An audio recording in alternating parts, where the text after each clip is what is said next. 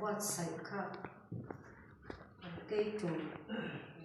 và lại tên mình thác saka thác đó sát tụi mình tên là tụi ra là hết sạch thì sẽ là cái khúc này cái bông ruột tên là thay ra là nuôi mà cho cái mình không ta là ăn tụi ta này là tụi ra là sai rồi nha ra mà đào đồ ở đây này thì sáng này